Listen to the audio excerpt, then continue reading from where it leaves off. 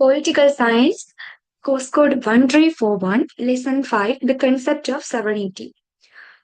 இந்த concept sovereignty என்பது அது இறையாண்மை என்ற பொருள் இருக்கு. அதுக்கு இந்த சவரனிட்டியில இந்த செஷன்ல நாங்க என்ன பார்க்க போறோம்னா,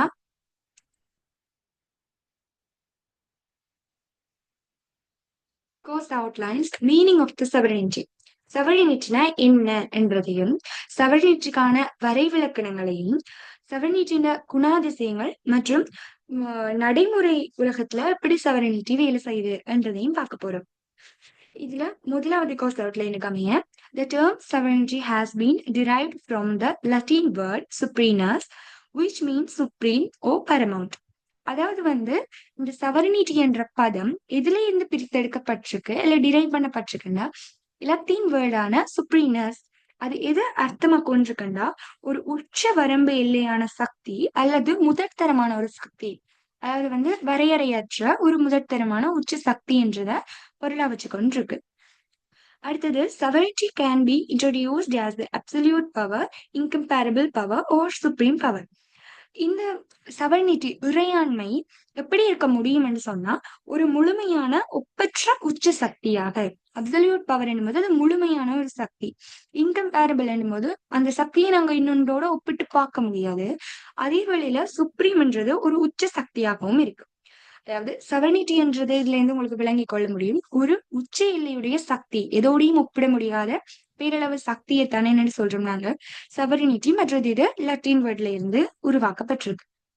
after the beginning of the modern national states the converse about sovereignty formally.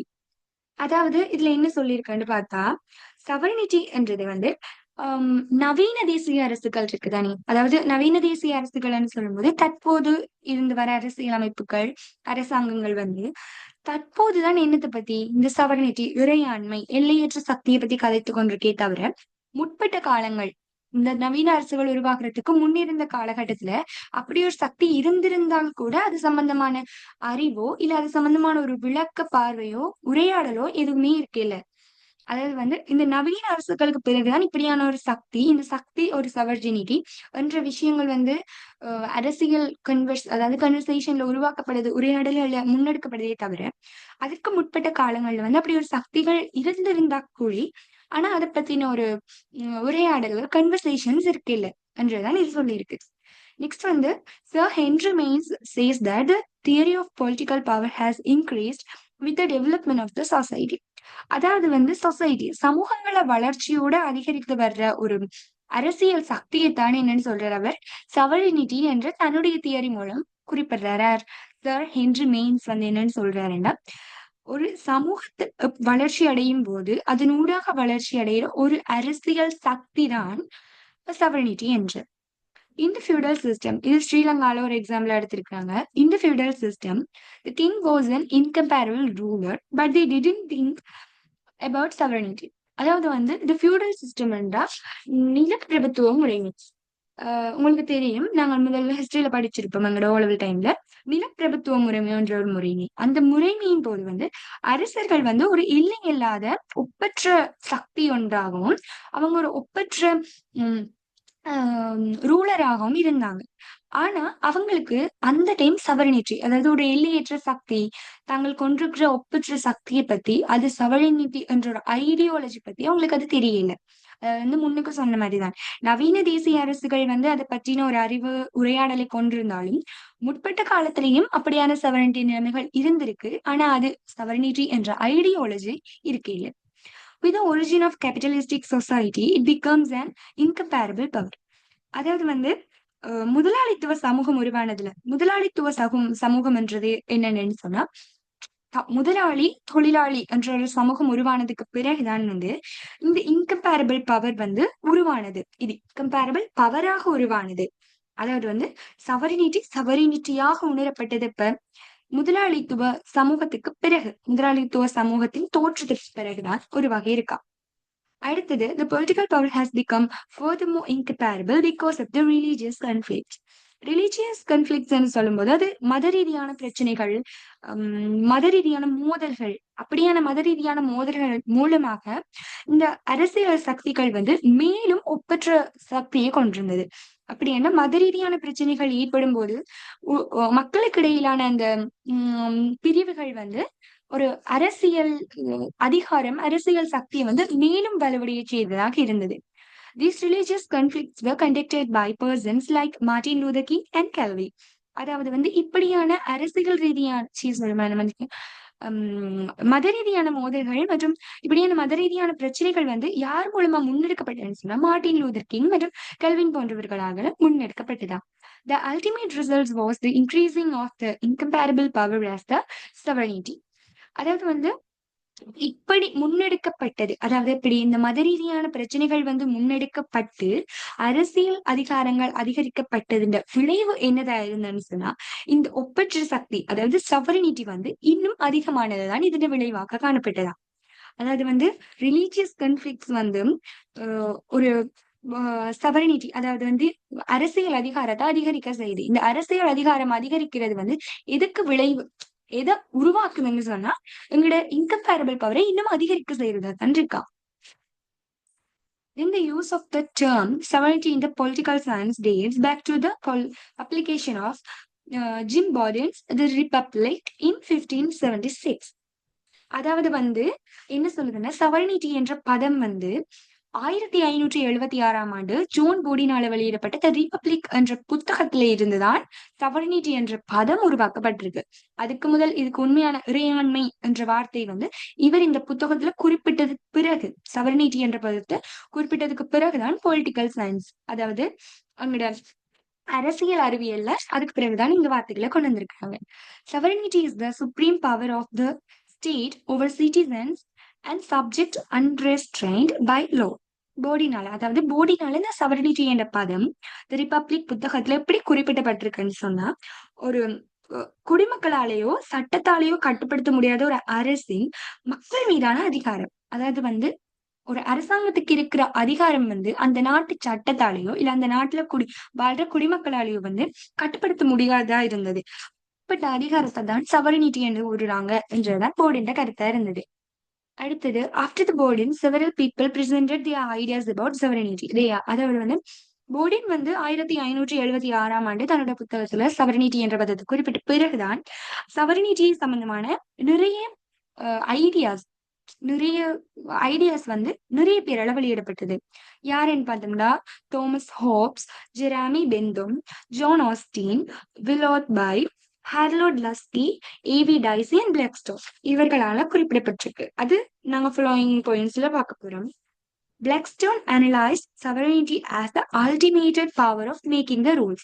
அதாவது வந்து விதிமுறைகளை உருவாக்குவதற்கான எல்லையற்ற ஒரு சக்தியை தான் என்னண்டு சவரினிட்டி என்று கூறினாங்களாம் அப்படின்னு பிளாக்ஸ்டோன் சொல்றாரு. Dicey speaking about the British Parliament said that the only thing it cannot be done is to make a man out of woman and to make a woman out of man. அதாவது வந்து British parliament பத்தி வந்து dicey என்ன சொல்லியிருக்கிறேன், அதாவது வந்து சவரினிட்டி என்றது British பார்லிமெண்ட்ல எப்படிப்பட்டது என்றதை சொல்லியிருக்காருன்னா இந்த சவரினிட்டி இந்த அல்டிமேட் பவரால செய்ய முடியாத ஒரே காரணம் பெண்ணை ஆணாக மாற்றுவதும் ஆணை பெண்ணாக மாற்றுவதும் மட்டும்தானாம். மிச்ச எல்லா வேலையும் அதாவது அவங்கள்ட்ட அவ்வளவு பவர் இருக்கு. ஒரு பெண்ணை ஆணா மாத்துறதை தவிர ஒரு ஆணை பெண்ணா மாத்துறதை தவிர மிகுதி எல்லா வேலைகளையுமே அவங்க தங்களுடைய பவரால செய்யக்கூடியதா இருந்ததா அப்படின்னு டைசி குறிப்பிட்டிருக்கு. அடுத்தது Burgess defines sovereignty as original, absolute, ultimate power over the individual subjects and overall other associations of subjects. அதாவது வந்து சவர்ஜினிட்டி பத்தி அவர் என்ன சொல்லியிருக்கிறாருன்னா ஒரு ஒரிஜினலான அசல் தன்மையுடைய முழுமையான எல்லையற்ற ஒரு சக்தி, அதாவது வந்து தனிநபர்கள் மேல பிரயோகிக்கப்படுற எல்லையற்ற முழுமையான சக்தியை தான் வந்து sovereignty என்று கூறுறோம். அடுத்தது Woodrow Wilson identifies sovereignty is the daily operative power of framing and giving efficiency to the laws. அதாவது வந்து Woodrow Wilson என்ன சொல்றாங்களோ ஒரு laws சட்டங்கள் இருக்குத்தானே, சட்டங்களை வந்து உருவாக்குதல் மற்றும் அதை அன்றாட தினசரி நாட்கள்ல வந்து முறையாக பயன்படுத்தி அதனை அமுல்படுத்துதல் என்னவாமண்டு சவரினிட்டின்னு சொல்றாரு. அதாவது வந்து சட்டங்களை உருவாக்குறது மற்ற இதை கடைபிடிக்க வேணும் என்று அமல்படுத்துறது முதற்கொண்டு இத்தகைய வேலைகளை தான் என்னன்னு சொல்றோமா நாங்க சவரனிட்டின்னு சொல்றோம் வந்து வுட்ரோவில்ஸ்ன்னு சொல்லியிருக்கேன். அடுத்தது Willoughby define sovereignty as the supreme will of state. ஒரு ஸ்டேட்டுடைய உச்ச வரம்பிலான சக்தி, உச்ச அளவு சக்தி, ஒரு ஸ்டேட் கொண்டிருக்கிற உச்ச அளவான சக்தி தான் sovereignty என்று சொல்லியிருக்கேன். அடுத்தது வந்து John Austin has analyzed sovereignty very methodologically in his book Province of Jurisprudence Determined in 1832. அவர் தன்னுடைய இப்படிப்பட்ட புத்தகத்துல வந்து மெத்தடாலஜிக்கலா sovereignty-ய ஆராய்ச்சி செஞ்சிருக்காரு.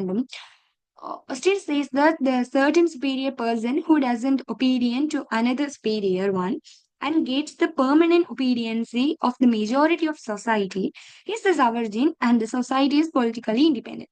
அதாவது ஒரு சமூகம் இருக்குதானே, ஒரு சமூகத்துல இருக்கிற ஒரு ஸ்டேட்லயோ சமூகத்திலேயோ இருக்கிற ஒரு நபர் வந்து யாருக்கும் அடிபணியக்கூடிய தேவை இல்லாமலும் யாருக்கும் அடிபணியாமலும் ஒரு உச்ச சக்தியை கொண்டு வராலும் இருக்கிறது. இன்னொரு அதே சக்தியுடையவர்களுக்கு கீழ்ப்படியாம இருக்கக்கூடிய அளவு சக்தியை கொண்டிருப்பார். அப்படி சக்திய அவர் நிரந்தரமாகவும் அந்த சமூகத்துல பெரும்பாலானவர்கள் மத்தியிலையும் அவர் கொண்டிருக்கிறார். அப்படி கொண்டிருக்கும் போது அவர் வசிக்கிற அந்த சமூகமோ அந்த ஸ்டேட்டோ வந்து பொலிட்டிக்கலி இண்டிபெண்டா இருக்கும். ஏன் அவர் யாருக்குமே அடிபணிஞ்சு போக மாட்டார். அவர் உள்நாட்டு தீர்மானங்களோ வெளிநாட்டு தீர்மானங்களுக்கோ எந்த ஒரு அதிகாரத்துக்கும் கட்டுப்படாம இருக்கும் பொழுது அவருடைய பொலிட்டிக்கல் ஸ்டேஜ் எப்படி இருக்கும், ஒரு இண்டிபெண்டானதா இருக்கும். ஏன் எந்த முடிவுகளும் எதையும் டிபெண்ட் பண்ணி இருக்காது, எந்த நாட்டுடைய தீர்மானங்களையும் டிபெண்ட் பண்ணி இருக்காத போது அப்படியான ஒரு சுப்ரீம் பர்சன், சுப்பீரியர் பர்சன் இருக்கிற அந்த ஸ்டேட் ஆர் த சொசைட்டி ஒரு பொலிட்டிக்கலி இண்டிபெண்டா இருக்கணும்னு சொல்லியிருக்காங்க. அடுத்தது வந்து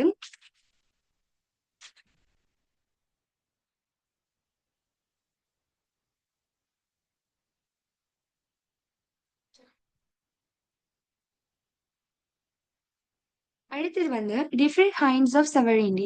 அதாவது sovereignty 4 வகைகள் தந்திருக்கு. நொமினல் அண்ட் ரியல் sovereignty, பெயரளவு மற்றும் உண்மை இறையாண்மை, லீகல் sovereignty, சட்ட ரீதியான இறையாண்மை, பொலிட்டிக்கல் sovereignty, அரசியல் இறையாண்மை, பாப்புலர் sovereignty, விமர்சன என்ற இறையாண்மை குறிச்சிருக்கு. அடுத்தது எலிமெண்ட்ஸ் ஆஃப் sovereignty. sovereignty வந்து 2 aspects ஆஃப், அதாவது 2 கிளைகள், 2 வகையை கொண்டிருக்கு. Internal sovereignty, external sovereignty.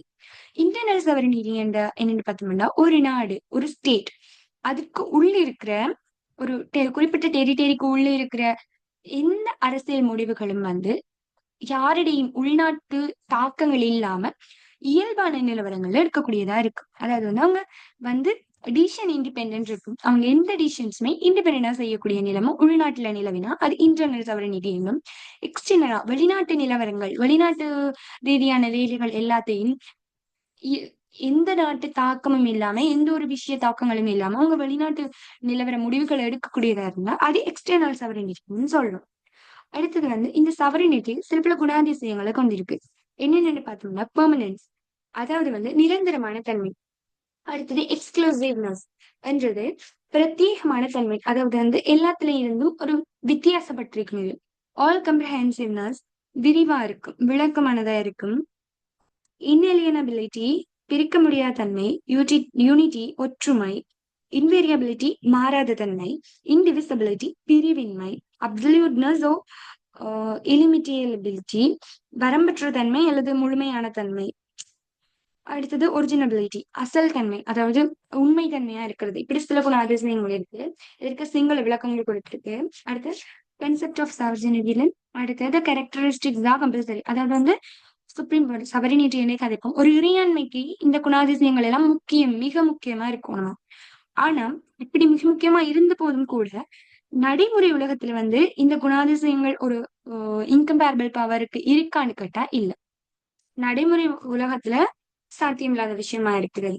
மற்றது இந்த sovereignty என்ற ஒரு விஷயம் வந்து ஒரு கான்ட்ரவர்ஷியல் கன்செப்டா பார்க்கப்படுது, ஒரு சர்ச்சைக்குரிய விஷயமே. இது வந்து ஒரு இன்கம்பேரபிள் பவர் இருக்கிறது ஒரு சமூகத்துல, யாராலையும் அடக்க முடியாத விஷயம்ன்றது வந்து ஒரு கான்ட்ரவர்ஷியலான திங் தான். அதுக்கு தியாபே லஸ்கி என்ன சொல்றாருன்னு சொன்னா, ஒரு அரசியல் அறிவியல், அதாவது பொலிட்டிக்கல் சயின்ஸ்ல இருந்து வந்து இறையாண்மை என்ற ஒரு கன்செப்டை தூக்குறது வந்து மிகப்பெரிய சேவை, ஒரு சமூகத்துக்கான மிகப்பெரிய சேவை என்று சொல்றாரு. சரியா?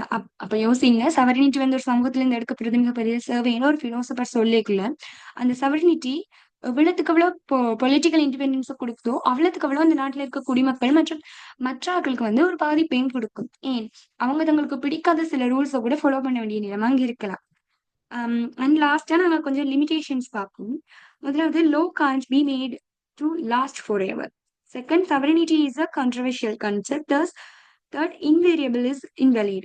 அதாவது வந்து low can't be made to last for ever. அந்த ஒரு சவரனிட்டி ஒரு முழுமையான சக்திக்கு வந்து முழுமையாக வந்து நாங்க சட்டத்திட்டங்களை உருவாக்கி வச்சிருக்க இயலாது. ரெண்டாவது வந்து ஒரு சர்ச்சைக்குரிய விஷயம் தான், இதை ஏற்றுக்கொள்ளக்கூடிய விஷயம் இல்ல சவரனிட்டி அது. மூன்றாவது இன்வேரியபிள் இஸ் இன்வெலிட் அப்படின்னு சொன்னா மாற்றமில்லாத தன்மைன்றது உலக காலத்துக்கு வெலிடபிலிட்டியா இருக்கும்ன்றது எங்களுக்கு தெரியாது. உலகம் அதற்குரிய நடைமுறைகள் நவீனமா மாறிக்கொண்டு வரக்குள்ள எல்லாமே மாறும். ஆனா இப்ப சவரனிட்டி என்றதை என்னன்னு பார்க்கணும், இன்வேரியபிள் மாற்றம் முடியாத தன்மை அப்படின்றது. அப்படி மாற்ற முடியாம போய் கொண்டிருக்கிறது உலக காலத்துக்கு வெளியிடா இருக்கும்ன்றது எங்களுக்கு தெரியாது. ஸோ அது ஒரு லிமிடேஷன்ஸ். ஸோ அவ்வளவுதான் சவரனிட்டி.